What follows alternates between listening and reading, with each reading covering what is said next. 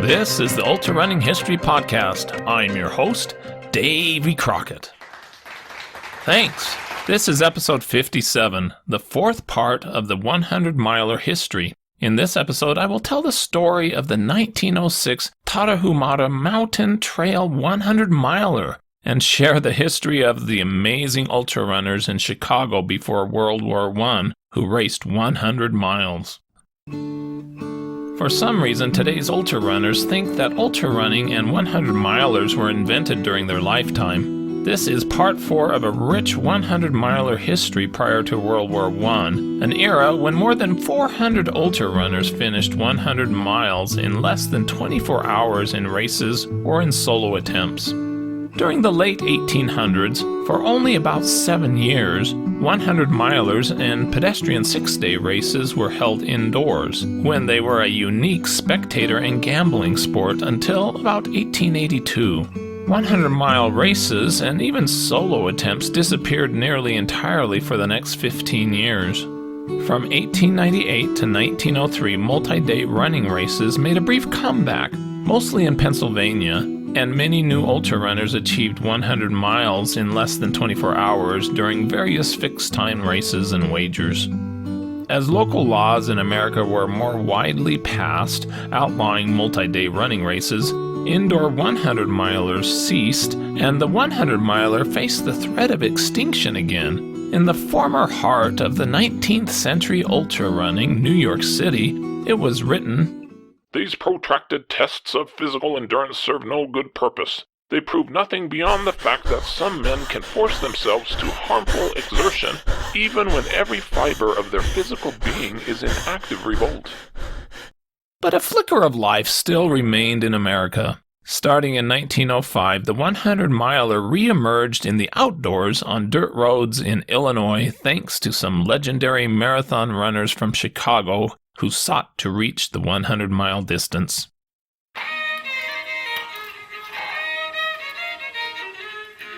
However, there was a place in the world where ultra-distance running never took a vacation. Running 100 miles or more was ingrained into the culture of the Tarahumara, a civilization of about 30,000 people who seemingly were untouched by the modern world. They lived in Mexico in the northern portion of the Mexican Sierra Madres. This is an entire tribe of people that can run distances well beyond 100 miles. They routinely run 200, 250 miles at a time. And not just some people, but all of them, men and women, old and young alike. In the early 1900s, American railroad contractors who were building a mining railroad to the Tarahumara village of Bocoina were spellbound with the running exploits of the people who lived in the canyons. The workers amused themselves by wagering large sums of money on long-distance running races.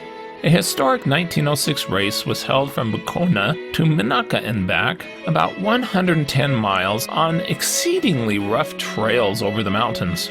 William Deming Hornaday, an American journalist and the publicity director for the National Railways in Mexico, was there to watch the race and reported that the Americans collected a purse of $100 for the winner. Great interest was manifested in the race, for the sum offered was quite a fortune to the members of the tribe. A council of war was immediately held by the chiefs, and 2 of the fastest runners were selected to do battle for the prize. The pair were also subjected to a close inspection by the Americans, who wagered large sums on the result. On the day of this historic mountain trail ultramarathon, the 2 Tarahumara set off running through the rugged mountains. The runners set out from Bocoina, first on a slow swinging gait.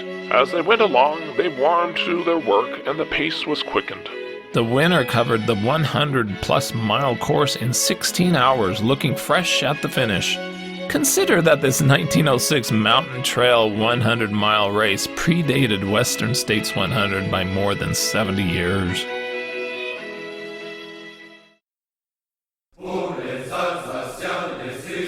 Albert Corey was born in France in 1878.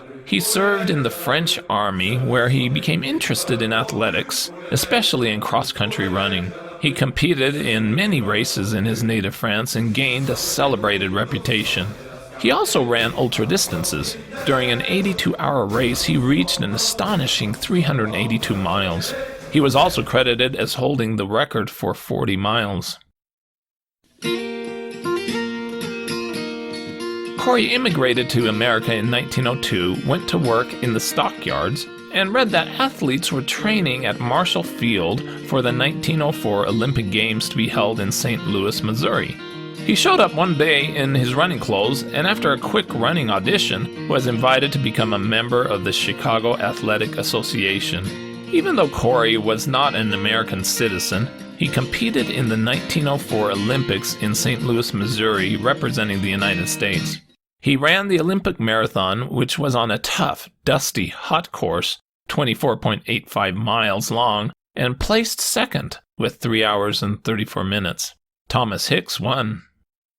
Hicks was initially unable to receive his gold medal given that he fell unconscious at the finish line, and it took doctors about an hour to revive him. Close to death, fortunately, he eventually recovered, though retired from competing in marathons. With a time of 3 hours 28 minutes and 53 seconds, Hicks's feat is the slowest time for a men's Olympic marathon in history. The United States claimed the silver and bronze medals in the marathon as well when Albert Corey crossed the finish line 6 minutes after Hicks, soon followed by Arthur Newton with a time of 3 hours 47 minutes and 33 seconds. Although both runners struggled with the heat and dust and slowed down to a walk during certain parts of the race, neither seemed to have it worse than Hicks. After the Olympics, Corey set his sights on lowering the 100-mile world record, which was erroneously thought to be established by himself, of 16 hours 22 minutes while serving in the French army. The world's best 100-mile time was actually 13 hours 26 minutes, held by Charles Burwell of England, but perhaps Corey held the amateur record. As he trained, Corey had no set diet and lived on only 2 meals a day. I like to eat apples and bananas.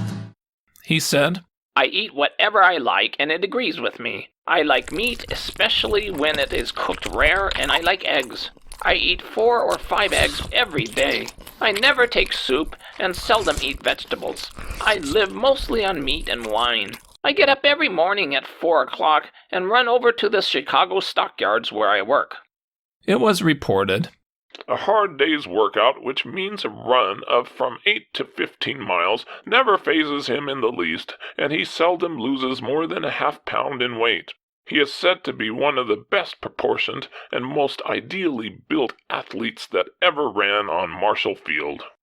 Corey decided to go after a record running from Milwaukee, Wisconsin to Chicago, Illinois, a distance of about 100 miles depending on the route. Milwaukee is where we were before we came here, working in a brewery, making the finest beer.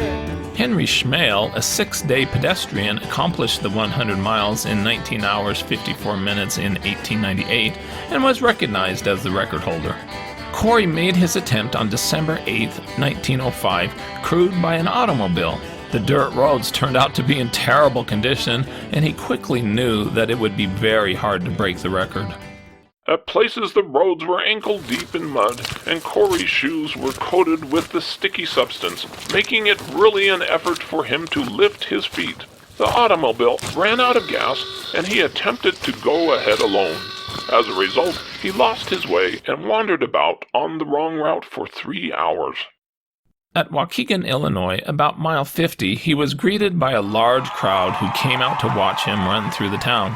He stopped for 20 minutes, was given a rub down, and ate a light meal. His speed became slower and slower, and he eventually realized that it would be impossible to break the record. He backed off his pace and concentrated on just finishing the long grind. At Fort Sheridan, the soldiers came out to give him a warm reception.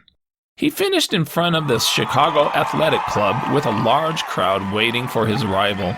His 100-mile time was a disappointing 23 hours 15 minutes. He was wrapped in a blanket and hurried to a waiting carriage and was driven to his home. Corey said, It was simply impossible to make any fast time over the roads. At some places it was impossible to run and it was hard work to walk. I had a terrible time in the swamps north of Kenosha and wandered around for several hours trying to find my way. The heavy going tired me greatly, and several times I was forced to stop to rest. I think I shall make another attempt at breaking the record, as I am confident I can do the distance in 16 hours or less. 100 miles, 100 miles, 100 miles, 100 miles. You can hear the whistle blow. 100 miles. In September 1906, a 100-mile race between Corey and Alexander Tipu was arranged from Milwaukee to Chicago. Alexander Tipu was a French-Canadian, another talented ultrarunner from Chicago who competed against Corey at the marathon distance. The race was organized by the Illinois Athletic Club of Chicago and sanctioned by the Amateur Athletic Association, or AAU, the first 100-mile race ever sanctioned by the organization. It started at the Milwaukee Athletic Club headquarters at 9 p.m. in a drizzling rain on September 2, 1906. The president of the Central AAU shot the starting gun in the air and they were off, followed by an automobile. The race was a bust. 5 miles out, the automobile's tire exploded and the car had to be abandoned. The two runners did their best to plod along through ankle-deep mud, but dropped out after only about 28 miles. The athletes floundered in the mud on the main roads and were glad, doubtless, that their accident put an end to the long grind. Corey again made arrangements to go for the record in 1907. He would be paced for the first 10 miles by another ultra-runner, Sidney Hatch. The plan was to run 55 minutes during each hour and rest for 5 minutes. On October 24, 1907, Corey started at Milwaukee at 9 p.m. in front of the Milwaukee Athletic Club. Corey and Hatch were guided by 4 automobiles with headlights and a bright moon with perfect weather. Soon after starting, Corey was affected by stomach troubles, which greatly slowed him during the night. He stopped frequently and was rubbed down by his trainer, Charles Wilson. He ran sometimes 5 miles at a stretch without slowing to a walk, and other times would go 2 or 3 miles between rests. At one point, both runners and automobiles lost their way, but soon got back on course. Hatch bowed out at about mile 35, and Corey continued. It was cold during the night. Corey's crew suffered wearing heavy blankets in the cars, but they still couldn't keep the cold out of the open-air automobiles. By morning, Corey had recovered. Corey ate little on the way. For breakfast, he had 2 eggs and a little milk. He felt for a time during the night as though he never wanted to eat again. I can't eat. His pace increased significantly by late morning, and he was back an hour ahead of schedule. With a few miles to go, he ran strongly and was seen chatting with his crew as they drove along. With the cheers of his companions and a large crowd of spectators ringing in his ears, Corey made the final sprint as he neared the 1st Regiment Armory. He finished in 18 hours, 33 minutes. Corey's run was one of the greatest long-distance feats ever accomplished in this country. He lowered the fastest known time between the two cities by more than an hour. Corey was happy about the record, but expressed disappointment that he did not run faster. He said he could have run much better if he had not been handicapped by illness and the condition of the roads. I was feeling fresher at the finish than any time during the night, and could have gone many miles farther with ease. I intend to try it again, and will strive to make it in 16 hours. So your brother's bound and gagged, and they chain him to a chair. Won't you please come to Chicago just to sing? Sidney Hatch was born in 1884 in Illinois. In 1904, he ran at the Olympic Games in St. Louis in the marathon but finished 8th in a small field.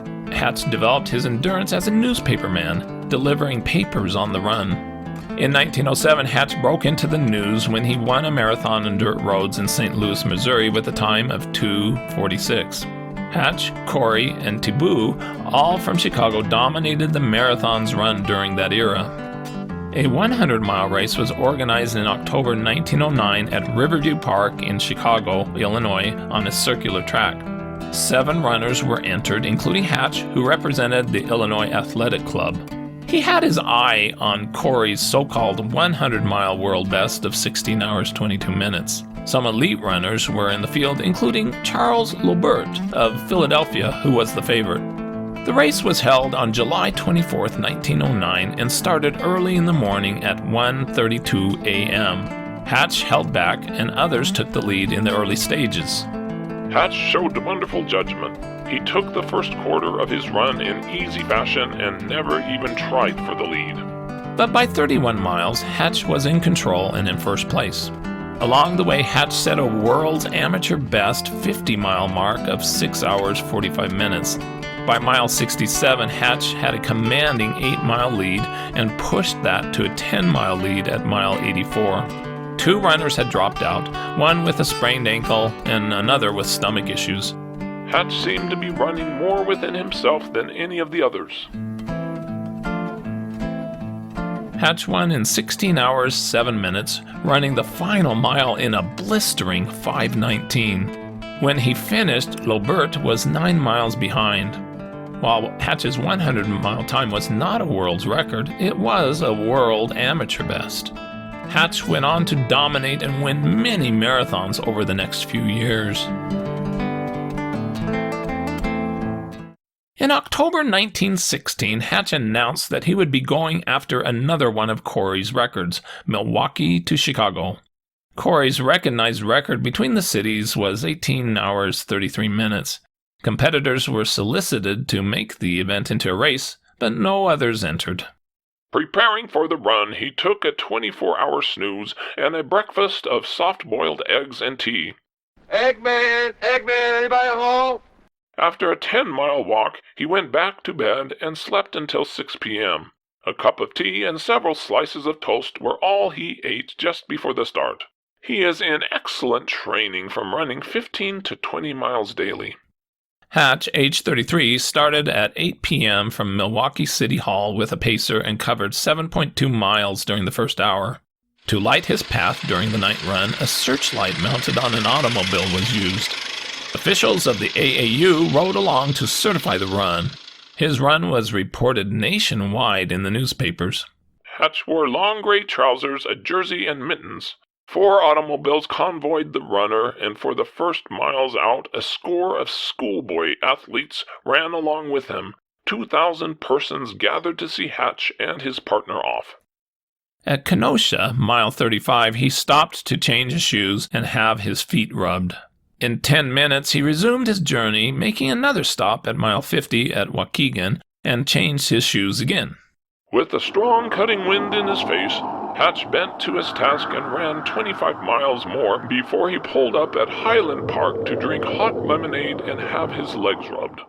Hey everybody, look who's back! My leg! You have to listen to me. Your leg is in constant danger. Isn't that so, Patrick? I think I hurt my leg. Hatch then ran all the way to Rush Street Bridge, piloted by motorcycle and mounted police who stopped all traffic. When he reached the river, the bridge was raised and Hatch lost fully 2 minutes. He stopped only 3 times, a total of about 20 minutes for rub-downs, and refused all food except for orange juice and hot lemonade.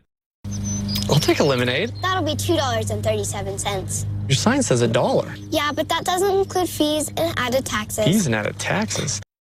He ran the first 69 miles in 11 hours. Hatch's crew car, a 6-passenger Jeffrey, did not break down and proved that it could run at low gear on rough country roads. The company would use that in its advertisements. Hatch finished the run and shattered the record, finishing in 14 hours 45 minutes. After a brisk rub-down, he requested a bowl of ice cream. After a short rest, he said he did not feel as weak as he had expected. He had lost 11 pounds on the long run, and his face was drawn and his eyes sunken. His legs were sore, and he had blisters on the bottoms of his feet. He went to bed for a 24-hour sleep. Officials of the AAU declared that Hatch's performance probably was the most remarkable in history. He broke what was thought to be the world 100-mile amateur record of 17 hours 36 minutes set by Jay Saunders in 1882. The professional world record was correctly understood to be held by Charles Burwell of 13 hours 26 minutes. After racing in more than 45 marathons, winning about 20, and racing in more than 100 shorter distance races, Hatch, at the young age of 33, announced that he would be retiring from the sport.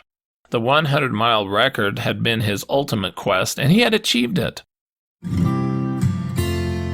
With all his marathon finishes and wins, it was thought that up to that time, no man in history had ever competed in as many grueling races. Hatch was called, quote, the most famous marathon runner in the world, and it was said that he had won more marathons than anyone. Before totally retiring, he announced that he would run in the upcoming Yonkers Marathon and the 1917 Boston Marathon. At Yonkers, he came in second place, with 3 hours flat. Hatch did not retire as announced. In February 1917, he finished fourth with 2:47 at the Pennant Marathon from Bronx to New Rochelle, New York and back. Prior to running the 1917 Boston Marathon, Hatch announced that he was interested in racing 100 miles again in an attempt to break 16 hours. He keeps himself in shape by delivering newspapers around Chicago, running between 10 and 15 miles every day. Hatch is confident that he can run 100 miles on a track in 16 hours. He is a clean living man, has never smoked or drank in his life. The Morningside Athletic Club in Harlem was confident that they could get a race together with at least 10 entrants.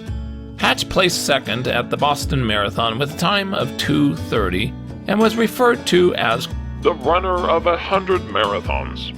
The 100-mile race was scheduled to be held May 25th, 1917, but a week before the race, Hatch notified the AAU that he had fallen and injured himself during a training run.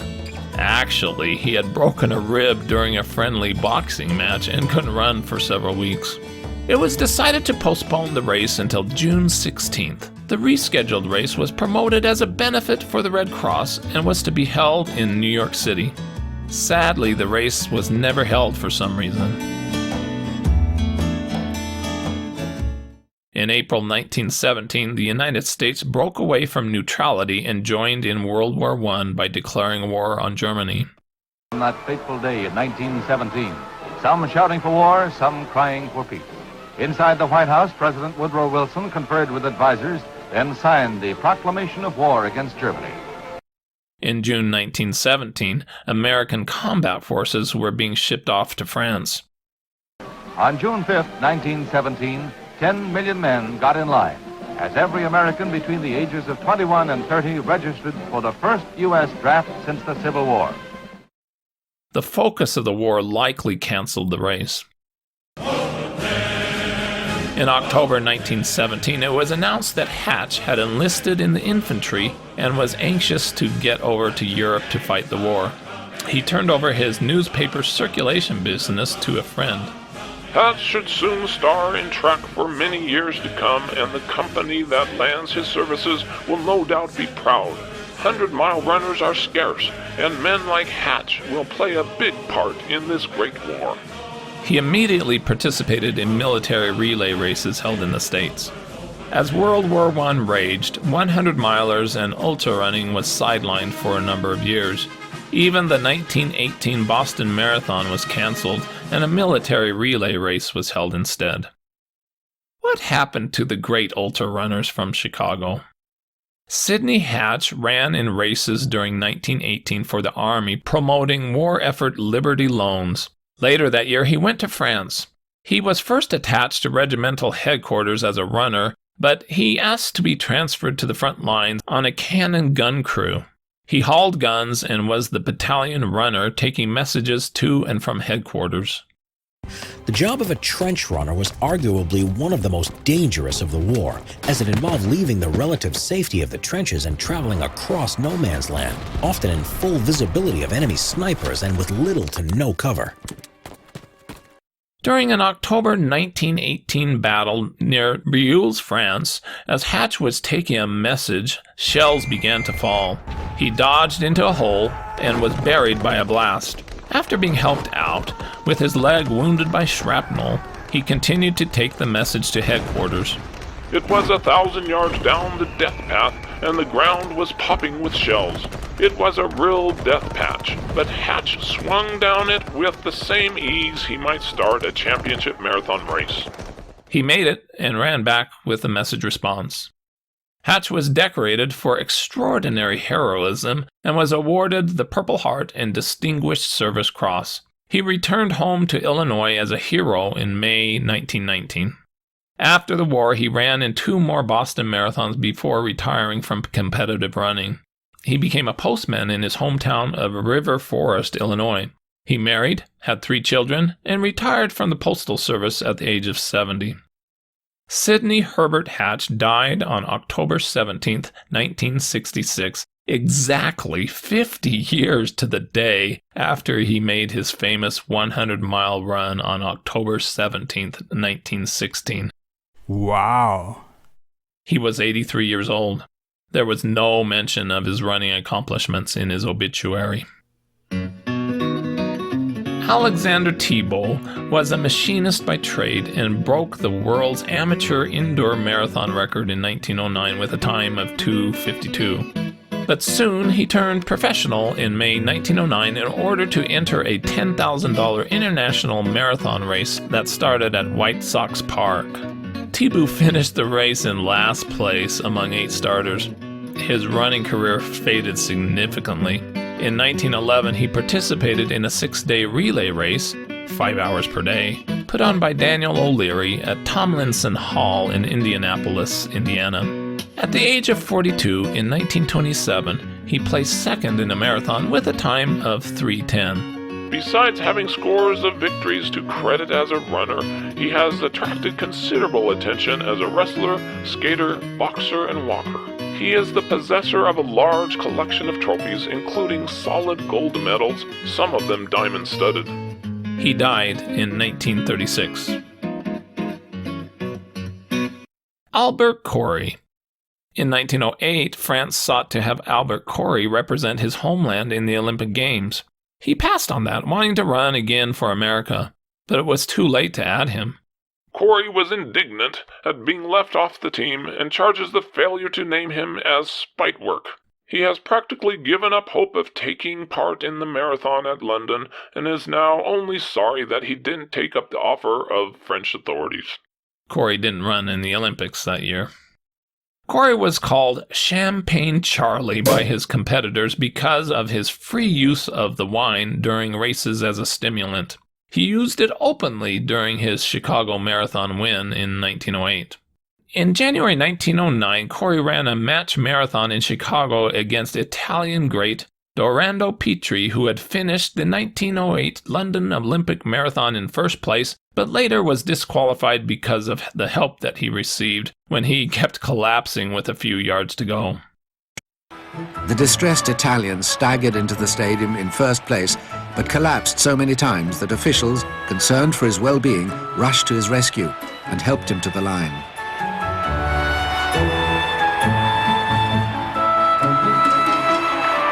The help, thought to be necessary at the time, was to cost the luckless Italian the title. Second-placed American John Hayes complained to officials, and his appeal was upheld. Hayes was made Olympic champion. The 1909 match race was a bust when Corey started limping after only 2 miles because of a sore ankle. Corey gave a miserable account for himself, whether by accident or just because he knew he was up against a better man.